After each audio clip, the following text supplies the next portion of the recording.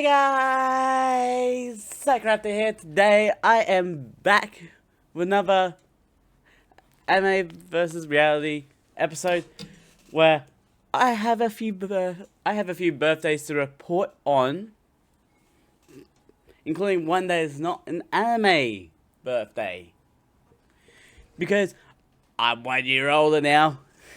So now I am 26. Oh no, I'm 26 now. That's getting quite up there in age. I wonder if there is actually any other anime birthdays or not. Or am I just talking out my butt?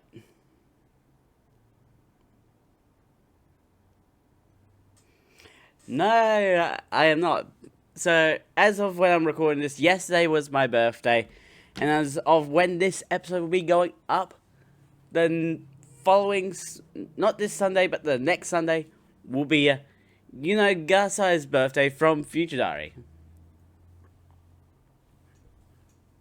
I apologize if my hair is an absolute mess. I did just wash it for the first time in like a few days. So, today,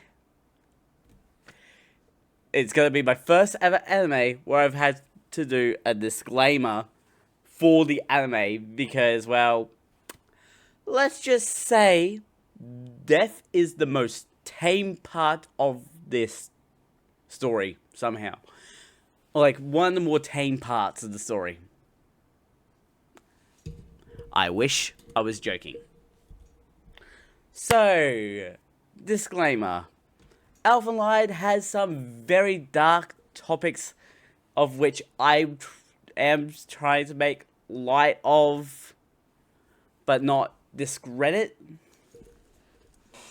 These topics include euthanasia, sodomy, what else was there? I think it was mainly those two that were like the ones I really wanted to call out as like big important points. Man, I really need to fix my hair. But outside that, I still feel like people need to watch anime like this. Not because of how disturbing it is, but because it's important to know of these sort of things and how disturbing it is. And with that disclaimer done and like sort of informational thing about the anime, let's get into the notes. Where before I even get into an episode, I have another first here. I'm going to be actually talking about the OP itself. Because, Elfen Light's OP, like the song for the OP is very interesting. It's called Lilium, and it's sung entirely in Latin. And the lyrics are based on actual Bible verses and other stuff like Psalms 37:30. The mouth of the righteous utters wisdom, and his tongue speaks justice. From the Bible, we have epistles of James 1:12. Beatus verqui sufferet tentinum queer. It's in Latin. I can't speak Latin. I'm probably butchering it. I'm reading it the best I can. Queer probatus feret excipiet cram vitae quam repromisit Deus diligentibus, or blessed is the man who endures temptation, for when he has been proved, he shall receive the crown of life, which God has promised to those who love him. And the resonance hymn, Ave Mundus Spes Maria. I probably butchered the Latin. I apologize to all those that know some Latin, all those that study Latin. I don't mean to butcher it. This is me just making a podcast for fun. If you do have a problem with how I pronounce some of the stuff, feel free to correct it. I'm not gonna hold it against you.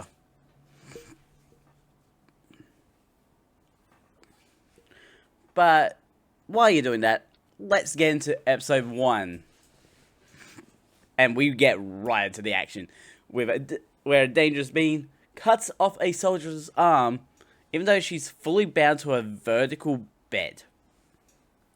Looking at the soldier explodes his head, she telepathically lifts the keys to unlock herself from her restraints. The other soldier in the room shouts at her with zero effectiveness. What is wrong with my words today? As she escapes her restraints and bends metal without her hands in use. Seeing her room open to the hallway, she starts humming Lilium as she walks out.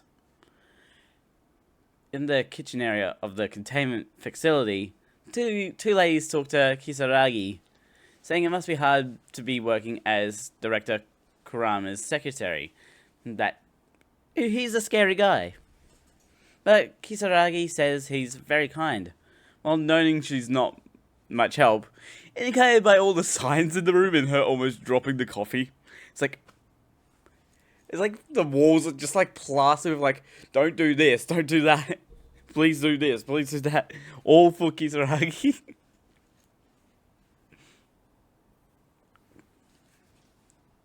A warning blares that the underground research block is about to go into lockdown and for all staff to evacuate. All the while, the naked escapee kills another soldier and 3 more soldiers show up with guns, with one of them reminding to stay more than 2 meters from her, and another saying the manual also said not to drop things on the floor. In response to the second soldier's words, she telepathically picks up a pen and throws it through the first soldier's eyes, rips the arms off the third soldier before slicing him in half, horizontally, and decapitating the second soldier. I've only got, like, this is like in the first few minutes of the anime, and we already have like 6 characters just dead. No, at least 5 characters dead. Even more soldiers unleash gunfire on her, only for one to be ripped in half and tossed down a hallway, while another was ripped in half in shot, or like in shadow, I guess. A third crushed on the stairs. Ooh, that's gonna leave a mark. Gunfire's ineffective on her, while the soldiers never learned how to kite enemies, and 3 of them sliced and 1 decapitated. The soldiers do get an advantage of her being stuck in an elevator. However, she stops the bullets like the Matrix, without looking, before walking towards the soldiers and popping their heads like opening soda cans. I really am trying to make light of death here. Woo, boy. She corners one soldier and gives him a slow, painful death that reveals her ability isn't telepathy, but actually an invisible hand, which pulls the lever to let her escape. Behind the door are more soldiers with guns, along with Director Kurama. Unfortunately for Kisaragi, her clumsiness places her in the line of fire of the soldiers and right next to the escapee, who we find out her name is Lucy. And Lucy doesn't really play favorites in the terms of gender either. So Lucy rips off Kisaragi's head, which upsets Director Kurama, and he orders the soldiers to shoot her. But she uses Kisaragi's body to absorb the bullets. Using Kisaragi's pen, she takes out a soldier holding Director Kurama back through the temple. One soldier runs up to hit Lucy with his gun, only for his heart to be punched out of his chest, killing 4 more with bifurcations and decapitations while leaving Director Kurama alive and like a bloody handprint on his back.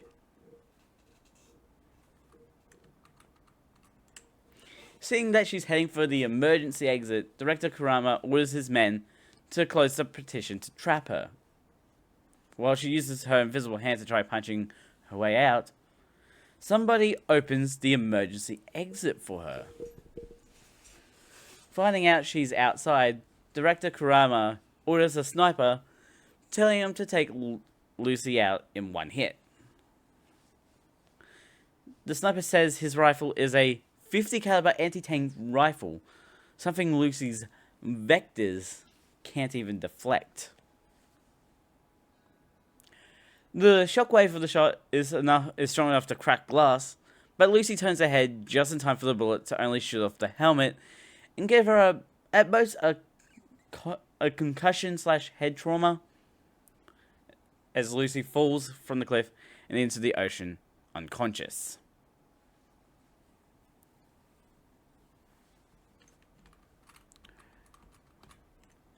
On the mainland at Inoshima Electric Railway, a young lady named Yuka walks around the town until she catches up with Kyota, her male cousin. Kyota is surprised Yuka found him, and she explains she remembered that Kyota liked to watch from the ocean from the spot he went to. Yuka drags him down to the ocean since they played there together a lot. Down on the beach, Kyota brings up Kanae, who collected seashells last time they were here. They're both caught off guard by the presence of Lucy standing in the water, blood still on her face, and with horns on her head. Lucy covers her face behind uttering her first word of the show. New.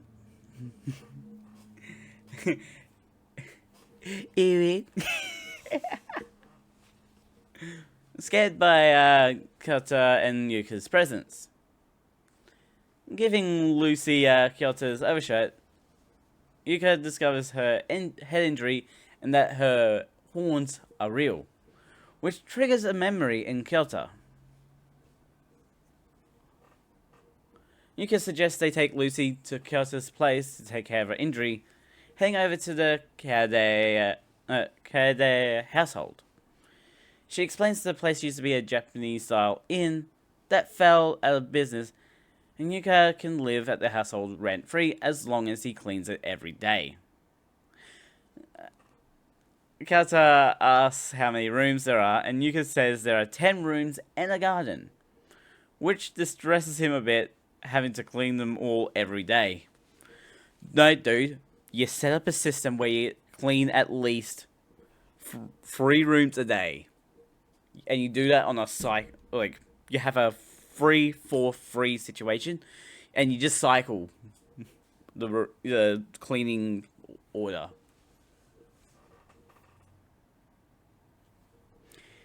Inside, Lucy expresses her need for the bathroom. But since Kyota and Yuka don't understand her, instead focusing on what to call her, she ends up peeing on the floor, like a nervous puppy. Kyota cleans the floor, while Yuka tells Lucy, named new by Kyota, that it's not okay to go to the bathroom anywhere she wants. But she was expressing her need for the bathroom. You guys were not paying attention. You guys were terrible there. Yuka brought onigiri for lunch and let New have one too, while Yuka wonders where she came from. New fails at eating onigiri though, and like she tries biting through the foil or something.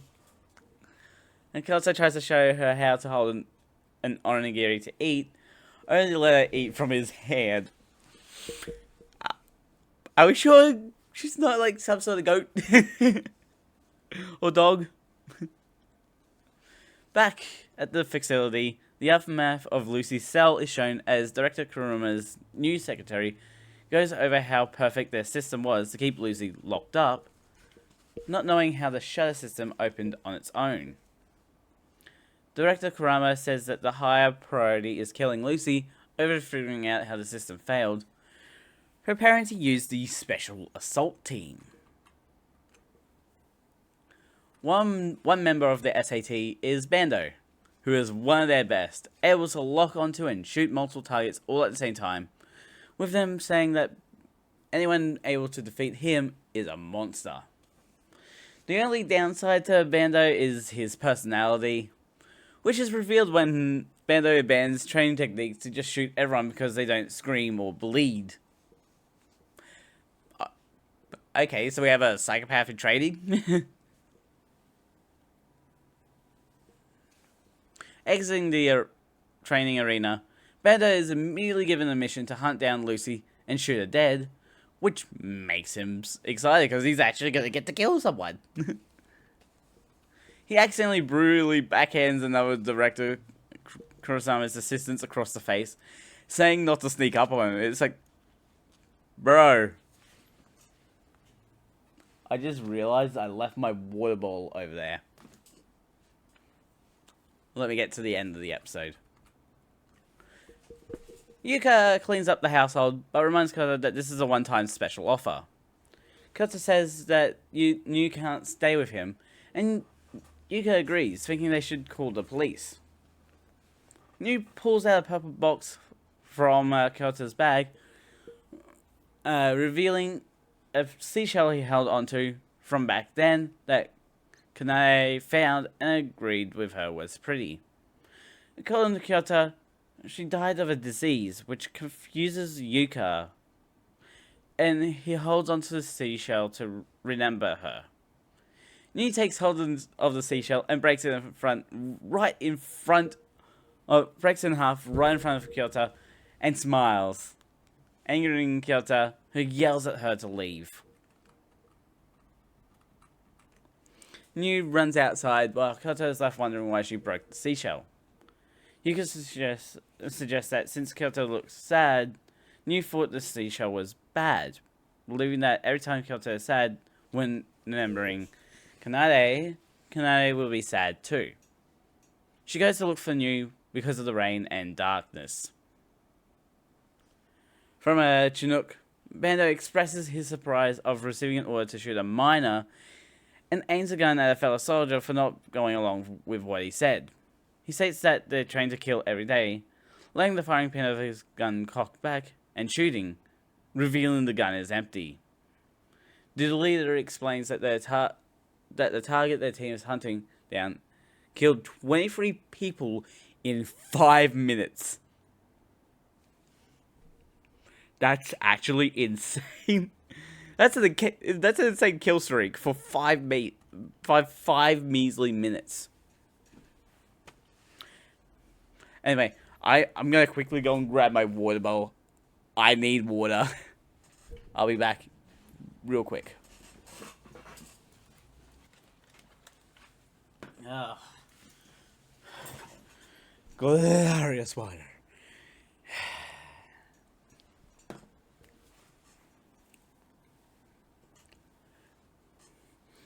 Now that I'm back, let's get into episode 2. I'm watered up. And episode 2 starts with a young girl taking shelter from the rain with her dog. With both of them still hungry, when she hears a Chinook flying nearby. The leader continues describing details about Lucy, saying she has an unidentified weapon with a 2 meter radius, which Bando asks for clarification on, only to get unknown specifics. Bando gets bored of the details, opening the back hatch of the Chinook, wanting to be released to hunt Lucy. Kyoto thinks about what Yuka said when a knock disrupts his thoughts, answering the door to the police, who thought the household was vacant. They show Kyoto a picture of New and ask if he's seen her. Kyoto asks if she did anything wrong, only to be shouted at for asking a question. But the older cop tells his partner to cool down and says New is a missing person. He lies to the police that he doesn't know New, waits for them to leave, and says how to find New without locking the door. I mean, are the police... wouldn't the police expect people to ask questions? Like, you can't just ask a question and expect an answer. You're gonna get at least one sort of return question as to why you're looking for this person. That's all that is. It's common sense, almost.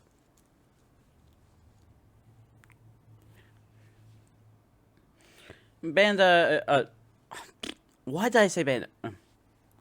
Seto reports to the team that he and Bando have arrived on Uegahama Beach and reminds Bando they're restricted to the beach, to which Bando says that's up to the enemy. Bando gets fed up with Sato's whining, aiming his gun at Sato's head when Sato brings his attention to New, who just found something on the beach. Yuka finds the same police officers that asked Kyoto about New and brings her up to them, and at the same time, Kyoto finds New. So we are really like, woo! Everyone's fighting everyone. Bando knocks Kyoto down with the butt of his gun, aiming at Kyoto's face and asking Sato if it's okay to kill witnesses.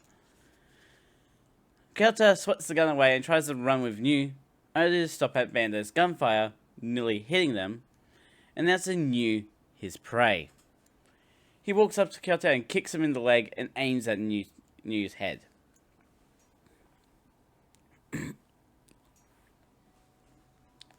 Luckily, Yuka remembers the seashell and figures she might be at the beach, so she doesn't reveal any details about New. So the police is like probably so confused right now because like one person knows of New, another person doesn't, and they're trying to find New.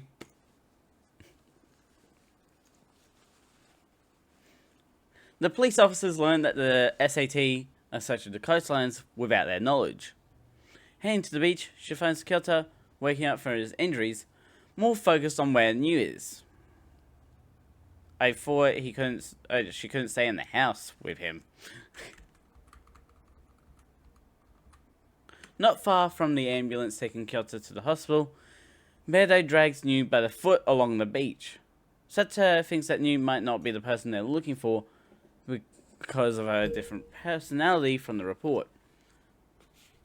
He reports to the rest of the team that they catch someone matching the description, which annoys Bando to the point of knocking down Sato and destroying the radio.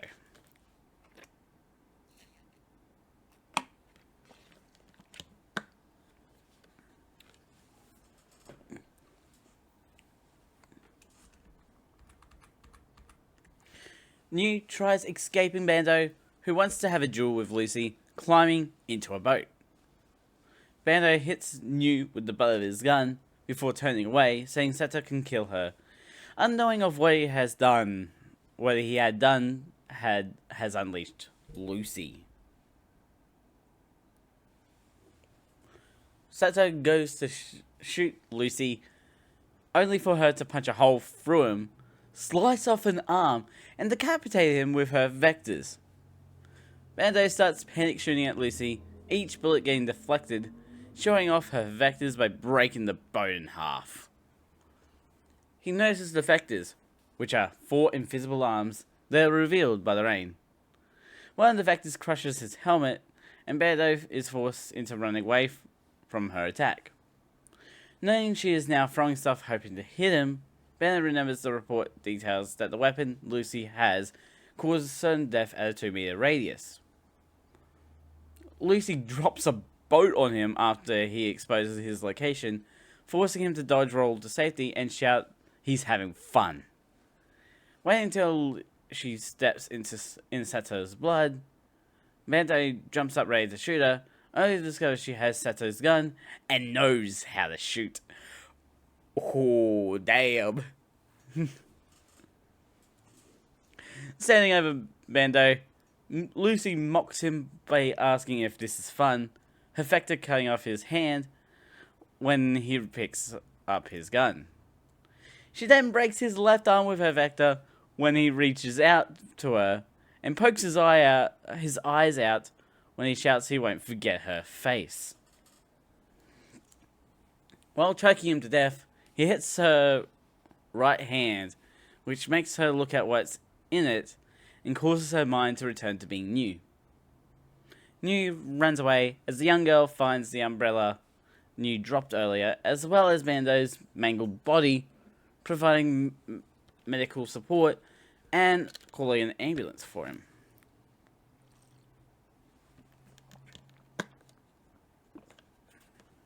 At the hospital, Kyoto finally wakes up from his injuries to Yuka and the police officers, who request a private meeting with Kyoto.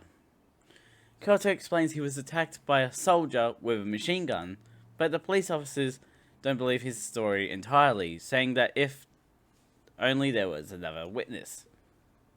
He says there was a girl on the beach without properly describing New to throw them off the trail of her. The other cop slowly reveals that he knows Kyoto is telling the truth, saying to forget it happened. Interesting. Why would the police want to hide the evidence of, Kyoto being attacked? The young girl returns to Bando's last known location, only to find him missing. Yuka and Kyoto take a taxi back to their household, with Kyoto whispering that maybe she was better off dead. Kyoto gets home to find New sitting outside the outer door, presenting Kyoto a replacement shell for the one she broke. He hugs her and apologizes for getting angry at her, thanking her for the replacement shell.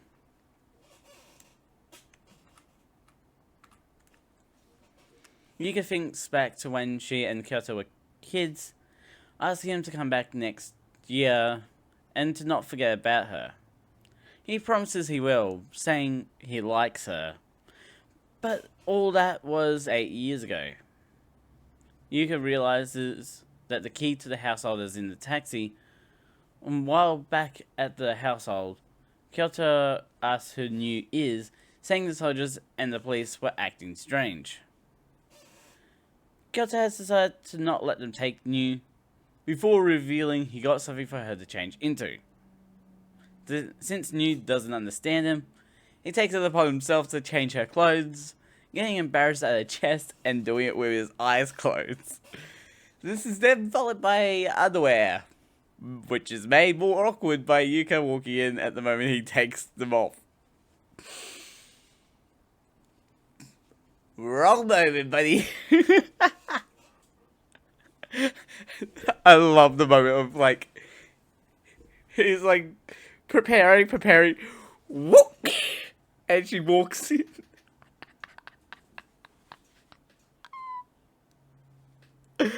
No.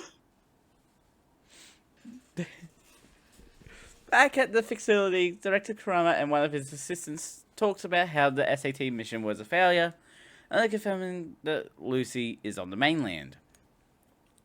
The assistant brings up they shouldn't need to use number 7, entering an observation room to see another girl with pink hair and horns, covered in blood from excessive experimentation.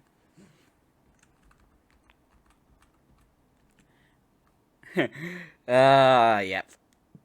Episode 3. Kyoto panics at the awkward situation he's in, and Yuka is disappointed in him. Calmly placing the key down on the table before turning around, happy, disguising her sadness. He stops her, trying to explain that she misunderstood the situation, but Yuka just asks him about the festival from 8 years ago. When he doesn't remember, Yuka slaps him and calls him an idiot for running off to his confusion. Okay.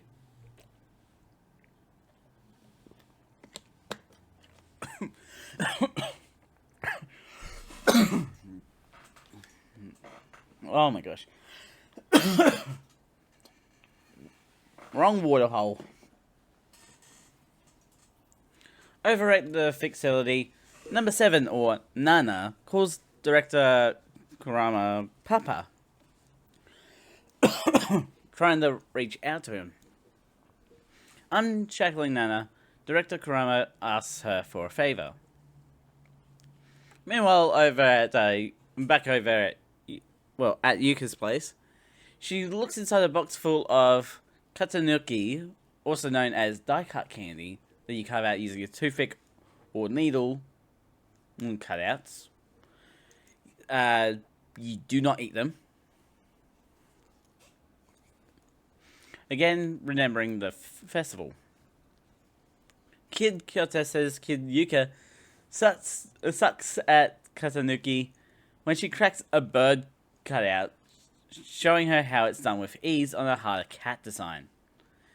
Watching her fail again, Kyoto mocks her, saying he'll do whatever she wants if she successfully does it, which annoys Yuka.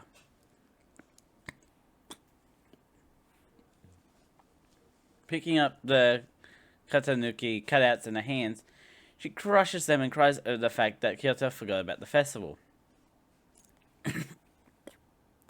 Back at the facility, Nana excitedly says she'll do whatever Director Kurama wants.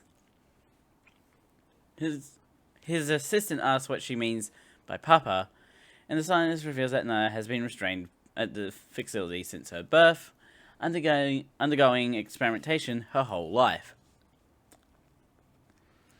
To have bared through all the experimentation, Nana saw Director Kurama as her support and father to get through everything.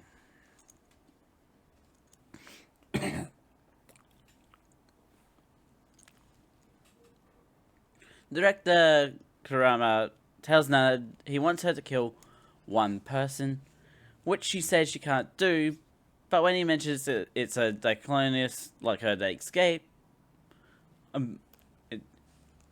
until he mentions that, he wants to use her since the cloni have an ability to sense each other, meaning she can find her. She says she can find her, but she can't kill her.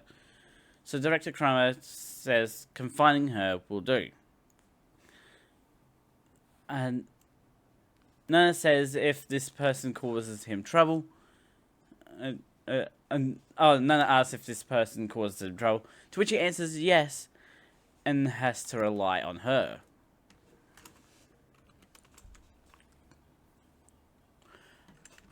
Small fun fact that I found out, even though this is unrelated to the anime, the term Diaclonius means double sprout, and it's also the name of a dinosaur. The reason for its genus being called Diaclonius is because of the way it replaced teeth through double sprouting. Just a little fun fact for you. The next morning, Kyoto finds out he got a fever from all the rain, and explains to New he'll be fine if he stays in bed, and to go wear some underwear. And Kyoto asks New to get him some water, but she doesn't understand him until she finally says, water. New runs off looking for water, but returns holding a slipper, to which he thanks her anyway, because it's the thought that counts. Yuka brought some clothes over for New, but didn't knock on the door and turned to leave. When she hears the door open, she thinks it's Kyoto, but instead it's New, who runs out to her to get help for Kyoto after failing to get water many times. And it's like a massive group of items that's nothing has even the closest bit of water in it.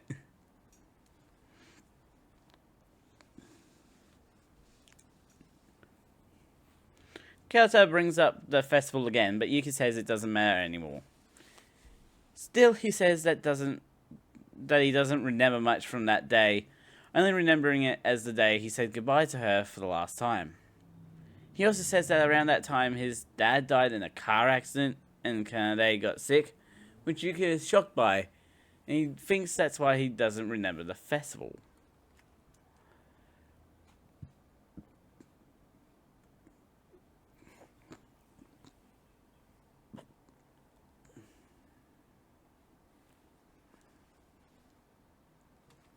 Okay. My brain was like, I feel like there was something wrong with those sentences. Yuka whispers under her breath that Kanade and his dad were on the train home with him, proving Kyoto's memory is unreliable, but he doesn't hear her. While changing the water, Yuka notes that Kyoto has no memory of the festival day. Director Kurama meets with a screaming Bando over being forced to get castration surgery, also known as an orchesectomy, or die. Bando is definitely annoyed over this, on top of being left with no forearms. Well, no, he has one arm still. But if they don't do it, mankind will fall. Ripping at his IV, Bando angrily asks what his balls have to do with saving the world, asking about Lucy and her vectors. I love how this story has yes, how can someone's balls save the entire world? So, Director Kurama has no choice but to explain to Bando about the Diclonius, how they are mutants, and that they have vectors, also called receptors. They have abnormal abilities like super speed and are able to cut through people and objects using high-frequency micro-vibration. Apparently, Diclonius aren't weapons, and have another purpose. And when they usually either die upon childbirth or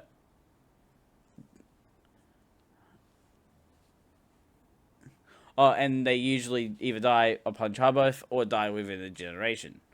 But Lucy can adapt to the environment with ease and is able to spread her genes to humans through her vectors, which is why Bando has to get orchesectomy. Okay.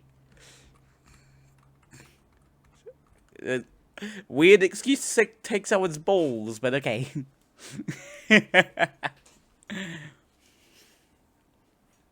Kyoto wakes up in bed, surprised to see Yuka is still sitting at his side, staring at him and asking if he's okay.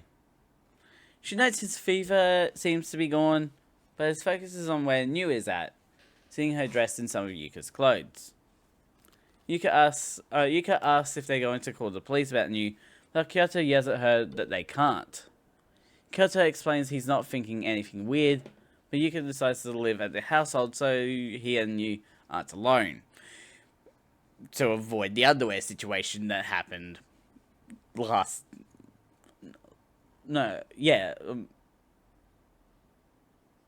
time. Like, last night, I guess, yeah.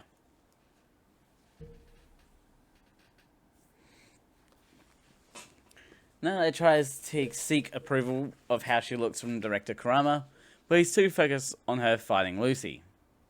She asks for a pat on the head if she does a good job, which Director Kurama goes along with for the sake of his mission, but does say if she finds it impossible to complete, she can run away. Nana asks him for one favor before leaving on the helicopter, and Director Kurama's assistant says Nana should be able to find Lucy, but not beat her. And it's like she asks for his tie or something. It's cute.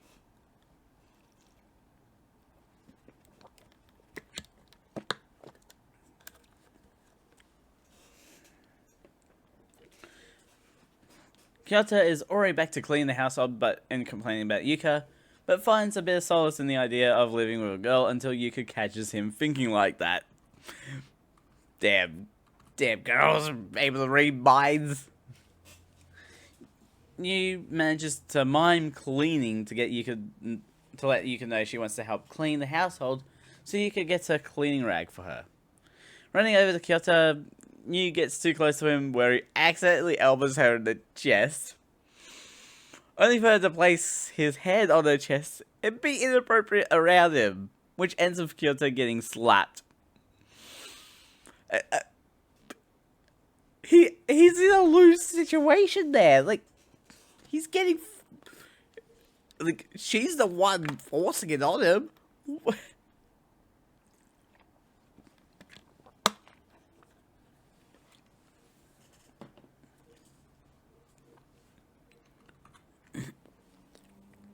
Yuka goes shopping and tells Kyoto not to do anything weird with New, passing the young homeless girl who has returned the umbrella to the household that was originally named Maple Inn.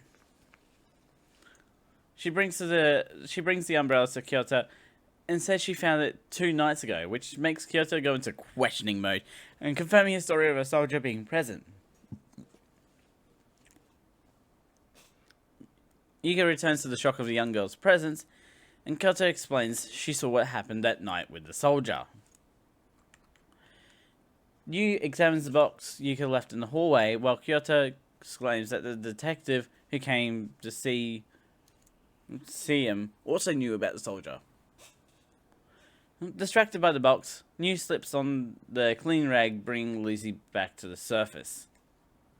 Lucy tries to attack Kyoto, but her mind remembers Kid Kyoto, which keeps him protected a bit longer since she knows him.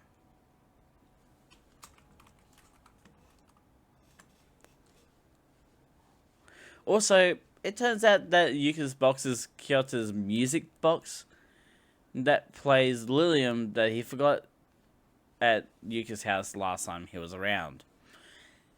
This music box is going to be very important.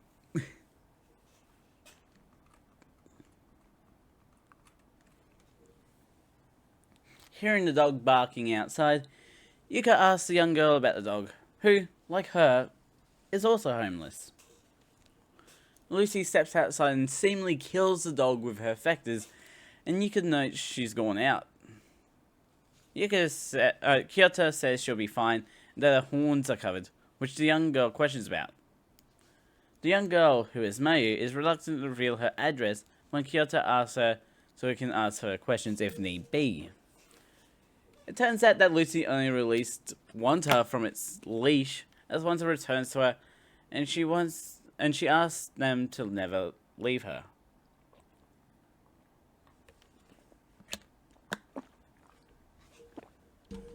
Kyoto mentions that New is late and asks Yuka if it's okay to go check on her, but Yuka stays silent, her mind on the music box while he's so focused on New's well-being.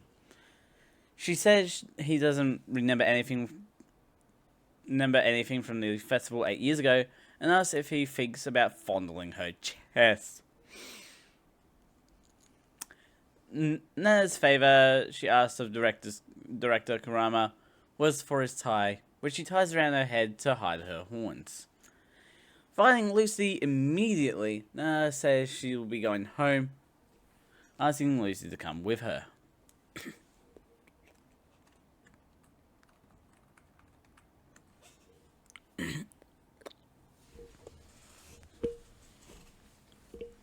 And this will be the last episode for today.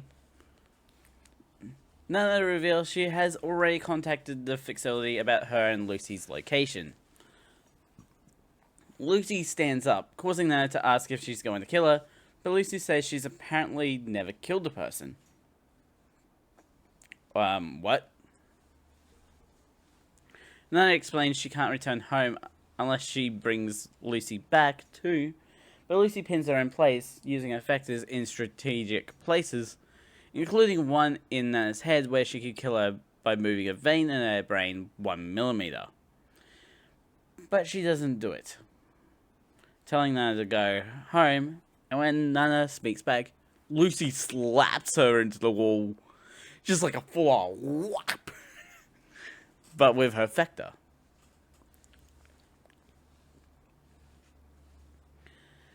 Nana jumps back up and says that it didn't hurt, preparing to attack Lucy back, who jumps out of the 2-meter range, only to still get punched into the cemetery. Following Lucy into the cemetery, Nana chokes Lucy with her vectors while staying out of Lucy's reach from her vectors. She promises not to kill Lucy, but to teach her a lesson in place of Director Kurama. Back at Maple Inn, Yuka seems to be jealous of New because of what she has seen between Kyoto and New. His focus on finding New adds fuel to Yuka's anger, along with not telling her he was attacked by a soldier. Kyoto didn't want her to worry about him, which upsets her more, along with his worry for New. He tries to comfort Yuka, but she punches him out on the opposite side that she slapped him earlier, so he's now got a slap on one side and a punch on the other. All he needs left is a punch on the nose. Leaving Maple Inn, Yuka enters a tunnel and thinks about the funeral for Kanade and Kyoto's father, remembering that Kyoto was in the hospital and seeing a vision of him from before he left on the train. In her mind, everyone treated Kyoto as the fragile one and ignored Yuka's feelings that day. Nana throws Lucy's words back at her, but words don't hold the same weight as the gravestones Lucy throws at Nana with her vectors. She dodges the gravestones and punches Lucy again with her vectors. Meanwhile, Mai gets some free bread from a bakery while hiding her homelessness under the guise of food for her dog. Telling the shop owner she'll be turning 14 tomorrow. Yuka and Mayo run into each other, with Yuka spotting the bag of bread scraps.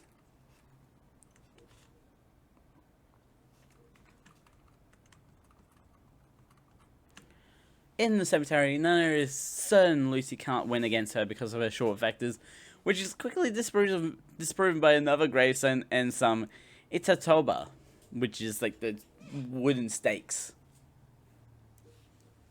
With that quick attack, Lucy manages to slip Nana's detection, allowing her to get a sneak attack with more gravestones and itatoba, which Mai overhears. Nana manages to avoid the attack at the last second by using her vectors to grabbing a tree to pull herself away. Lucy outsmarts Nana by seemingly repeating the same attack before jumping up to vector punch Nana in the gut into the ground. Nana prepares to pick Lucy up by the leg to restrain her, but Mai bursts into the scene to break up the fight. That distraction provides Lucy the opportunity to cut off Nana's leg and right hand fingers right in front of Mayu. Mayu's freak out doesn't help with Lucy being discreet, so she uses her vectors to toss Mayu into a tree outside of the cemetery.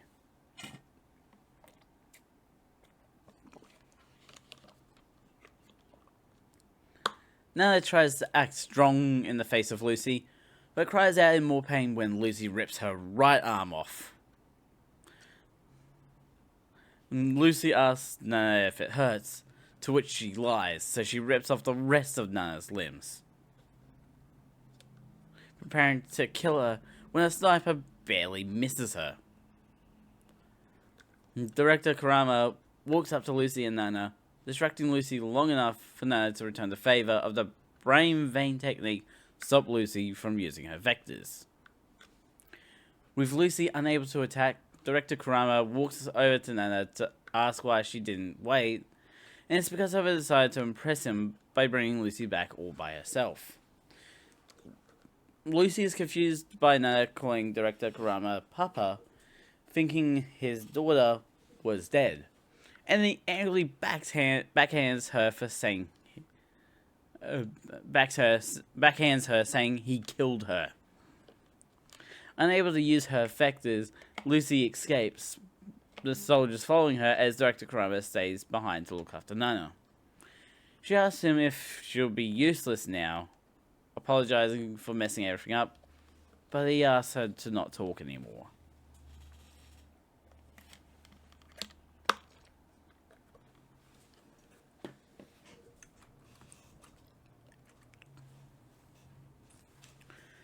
Meanwhile, Yuka asks the bakery lady about Mayu, and since Mayu is always in the same clothes, the shop owners believe she might be homeless.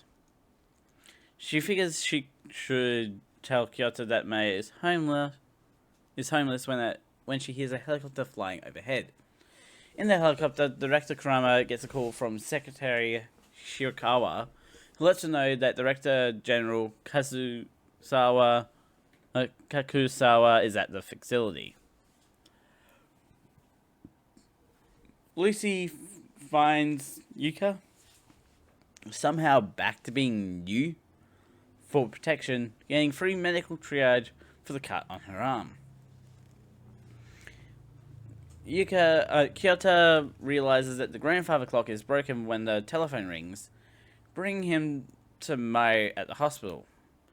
Kyoto once again lies, this time for Mai's sake, saying she's a visiting relative, curious why she got the hospital to contact him. Hearing Mai's stomach growl, Kyoto offers her dinner back at Maple Inn, which she accepts.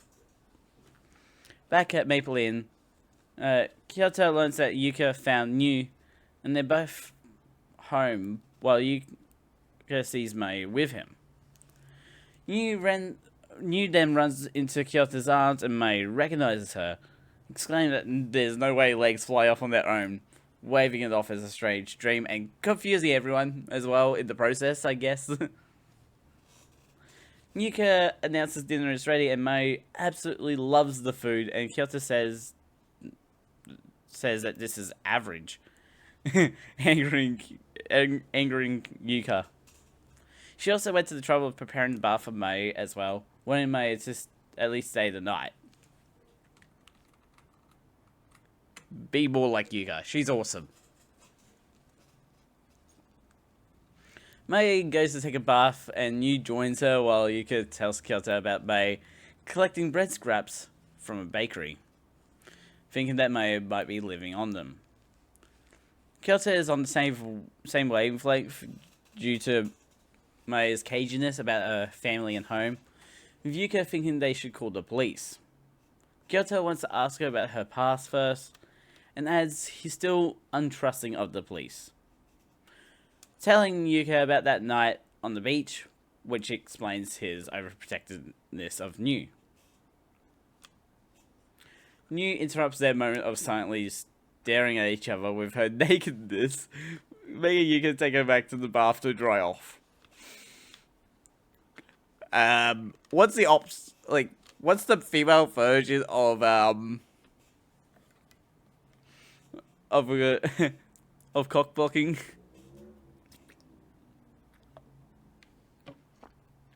Or would it still be that?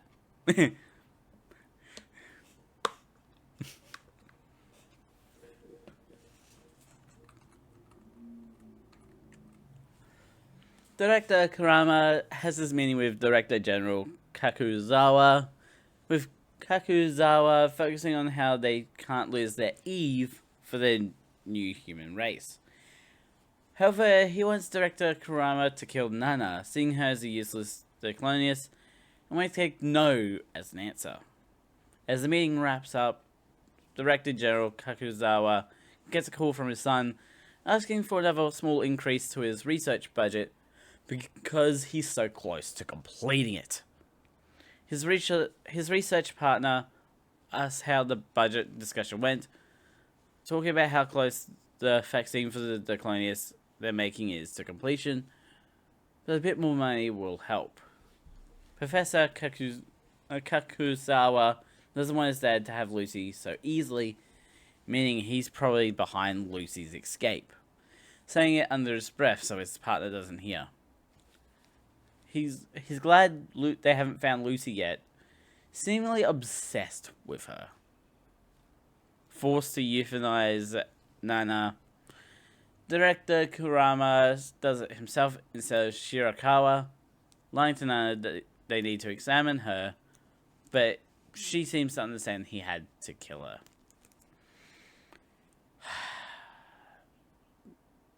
So marks the end of a great character.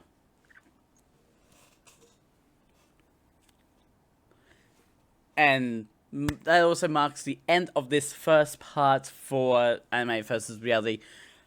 Oh wow, we haven't really gotten to the crazy stuff yet, but I know the next section is gonna really blow it out of the water.